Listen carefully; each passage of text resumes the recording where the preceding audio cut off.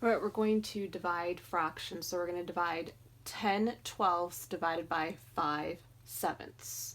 So to do that, the first step is I'm going to flip the second fraction, or what we call the reciprocal. We're going to do the reciprocal of this fraction. I like to just say flip, but the math term is reciprocal. So flip the second fraction.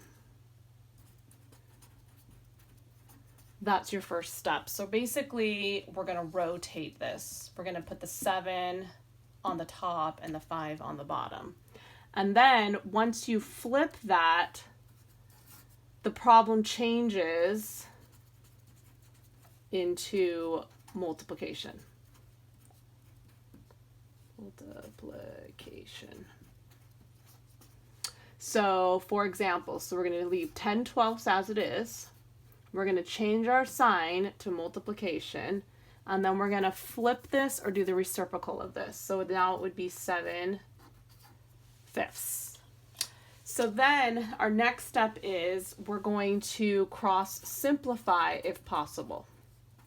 So to cross simplify means I'm going to look at the cross here.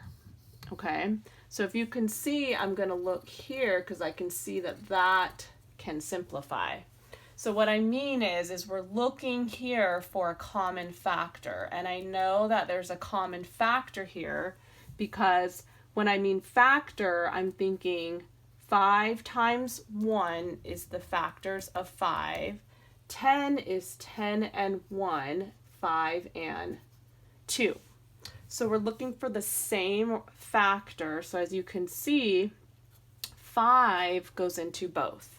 So we're going to divide by the common factor. So to divide by the common factor means we're going to divide this by 5. So now this is going to be 1.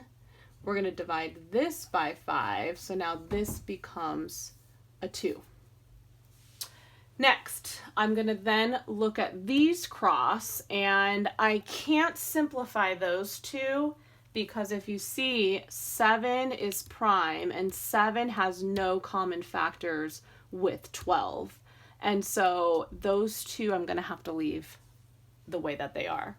So the next step is I'm going to now look at my new fractions. So now I have 2/12 times 7/1. So that's my new fraction. So the fourth step is to multiply across. So when I mean multiply across, I mean straight across like this. So I'm going to do 2 times 7 is 14. 12 times 1 is 12. So then our final step is to simplify. Now, to simplify this one is a little bit different because this is what we call an improper fraction. So an improper fraction means that the top number is bigger than the bottom number, which means I'm going to change this improper fraction into a mixed number.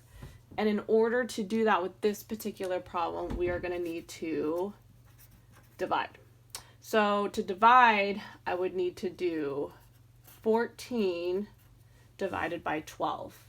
So when we divide, that goes in one time. We subtract, and you get 2. So now we need to write this into a mixed number. So I always think about this kind of triangle. So this would be the whole number, so that's 1. This would be the numerator. Remember, the numerator goes on the top, so that's 2. This is the denominator because the denominator always stays the same, so it stays 12. So we just took an improper fraction and we changed it into what we call a mixed number. Remember, mixed number means there's a whole number and a fraction. So next, I can see that this still is not simplified all the way. And I know that because I know that 2 and 12 have a common factor. Remember, factors, again, remember when we multiply numbers. So for example, if you look here, the factors of 2 are 2 and 1. The factors of 12 are 12 and 1, 4 and 3, 6 and 2. So we want to look for the number that goes in that's the greatest, and so we call that the greatest common factor. So if you see here, the only factor that I see that's the greatest, that's the same between the two, is 2. So my next step with 1 and 2/12 is I'm going to divide it by that common factor, which is 2. So I'm going to divide this by 2, and I'm going to divide that by 2. So now 2 divided by 2 is 1. 12 divided by 2 is 6. Don't forget your whole number. So my final answer is 1 and 1/6.